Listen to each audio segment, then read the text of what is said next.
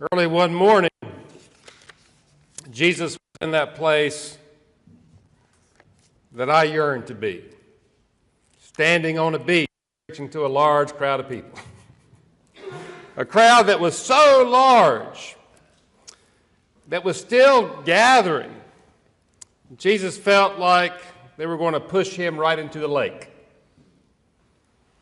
As he's preaching, he sees two boats left on the beach by some fishermen who are washing their nets.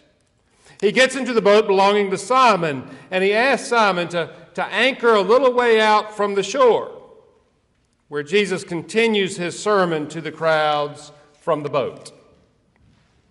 Now, Luke doesn't record Jesus' sermon, but from his sermon in the very next chapter, we could probably take a good guess. Blessed are you who are poor, for yours is the kingdom of God. Blessed are you who hunger now, for you will be satisfied.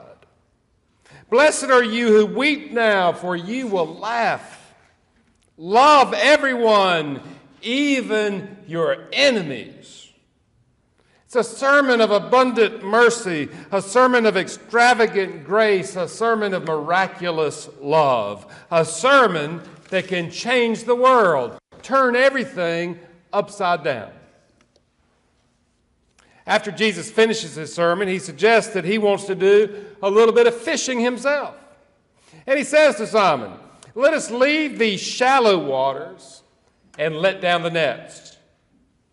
Simon responds, "Master, with all due respect, I, along with my longtime business associates, James and John, why, we fished these waters all night long and we've caught nothing. Yet if it will make you happy, I will go out a little deeper and I'll put down the nets." It is then that a miracle happens. As soon as the nets hit the water, they catch so many fish that the nets begin to break. They quickly call out to James and John to get the other boat to offer them a hand. And when they come, they fill the boats with so many fish that both boats begin to sink. And as Simon takes in the overwhelming scene, nets breaking, boats sinking, fish everywhere, a scene of failure and scarcity transformed into triumph and abundance. A scene of what can happen when you leave the shallow for something deeper, what can be experienced when you obey the commands of Jesus. Simon is overwhelmed, falling down at Jesus' knees. He says, "Go away from me, Lord, for I am a sinner.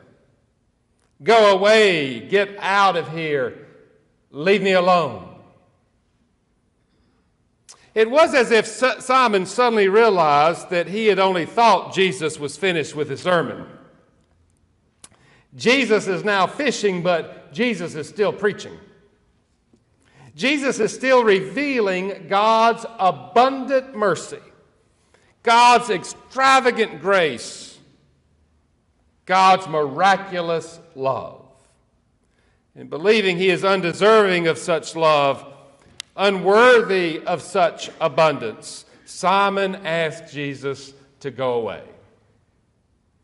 But Jesus never goes away that easily.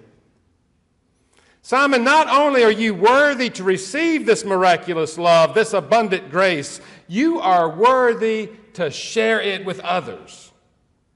So do not be afraid, for you're no longer going to be catching fish. You, my friend, are going to be catching people. I'm asking you, Simon, along with your business partners, James and John, to leave the shallow, contained little world and venture out with me into a deeper, revolutionary, larger reality. The truth is, Simon, I need you to go deeper. I need John and James to go deeper. I need as many people as I can get to go deeper. The problems of this world are too great, and your lives are too short to spend any time, waste any time, wading in the shallow. And the grace of God is too extravagant, the mercy of God is too abundant, and the love of God is too boundless for you to keep it all to yourselves.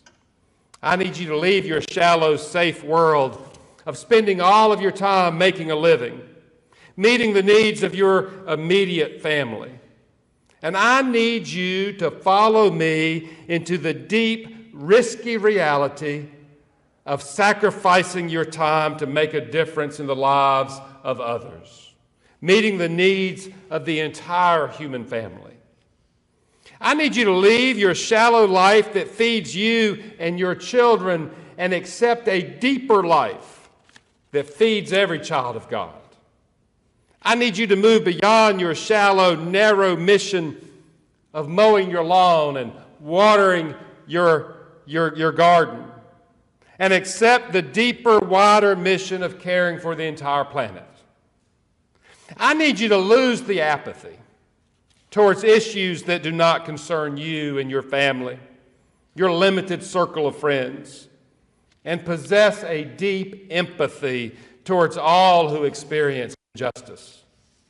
I need you to move beyond your shallow understanding of success.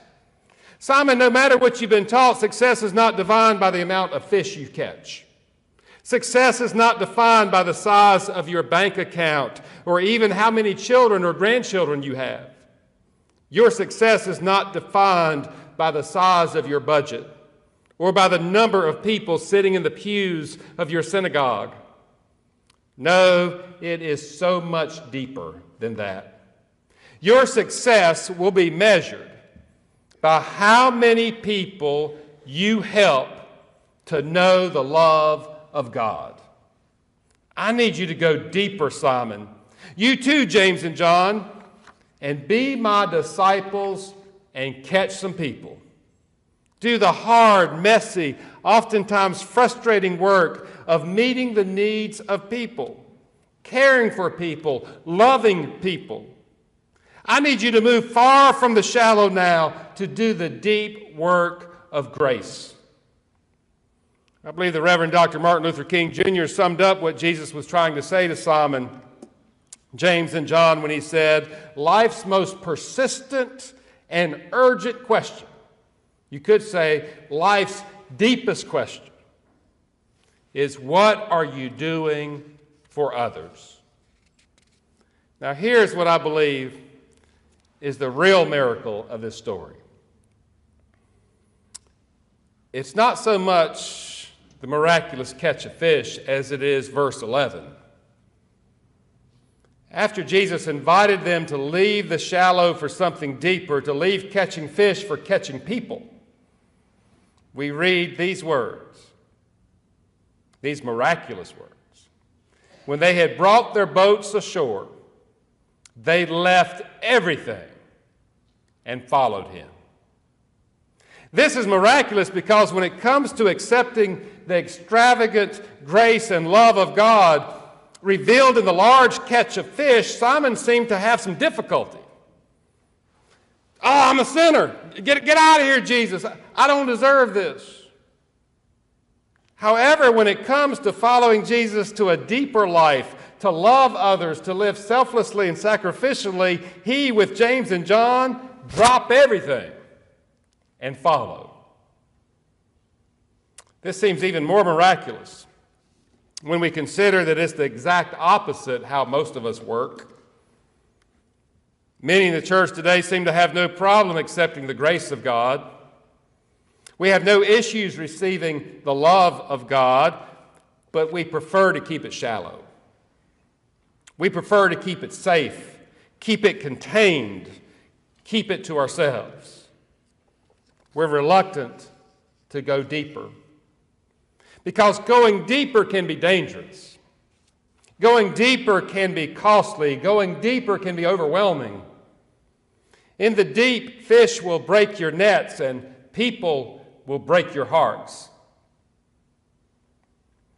Eddie Donovan, the director of the Fort Smith Boys Home, illustrated this when he spoke to our Kiwanis group earlier this week.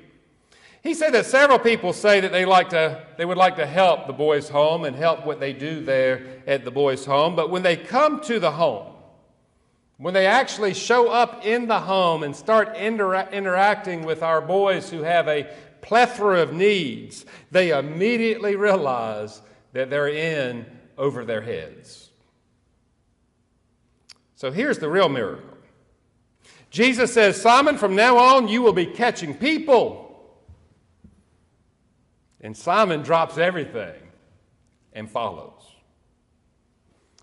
And the good news is, you want to hear what the good news is? The good news is that I am blessed. I am blessed to witness this very same miracle today. For you, all of you, are also following Jesus this morning. Not only have you accepted the grace of Christ, but you are making an effort to share that grace with others. For you are here this morning. It's cold outside, it's wet outside, but you got up and you came here this morning. You came to be with the First Christian Church of Fort Smith, part of a movement for wholeness in our fragmented world. My friends, you are in deep. Some might say that you're in over your head. You are far from the shallow now. You have gathered here this morning with a group of people who are called disciples of Christ. Disciples who have decided to go on a journey to share abundant mercy, extravagant grace, and miraculous love with all people. And all means all. And we know this journey is not an easy one. You know that. You know this journey is not a comfortable one. And today, you know this journey is not a popular one. This journey is a risky, costly way. You've decided to go on a journey with a church that has several members who are committed to do the deep and difficult work of recovery through Alcoholics Anonymous. You are on a journey with other members who do the deep and oftentimes discouraging work with persons addicted to narcotics.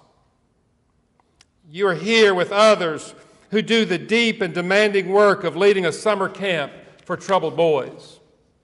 Others who do the deep and daunting work of working with the homeless. Still others who do the deep and draining work of being court-appointed special advocates for children in our court system. And others who do the deep and disturbing work of working with foster children. You decided to go on a journey with a church committed to following Jesus, the deep and difficult way of Jesus.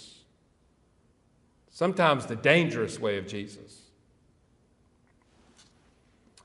We know that we could just go down to Disciples Hall in a few moments and enjoy a shallow plate of spaghetti together. We could do that. We could enjoy what we call some good old Christian fellowship. We could share a laugh or two. But we're going to go deeper than that today. We're going to listen to Gary Udodge from the Adult Education Center and Heather Edwards from the Literacy Council as they share opportunities for us to give ourselves away, to sacrifice some of our time, do some very deep work with people whose lives are literally hanging in the balance. We know we could just send checks to ministries that feed the hungry.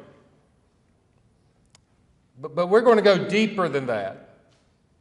We're going to work with organizations like Antioch Youth and Family and movements like the Poor People's Campaign. And we're going to work alongside our elected leaders to do the deep work of rooting out some of the causes of hunger and poverty and come up with some solutions right here in Fort Smith. Yes, my friends, today you are in deep. But I believe it was John Shedd who once said, a ship in the harbor is safe, but that is not what ships are built for. Today we're on a ship with Jesus, and he is our captain who navigates our journey out of the harbor, and we are far from the shallow now. Let us pray together.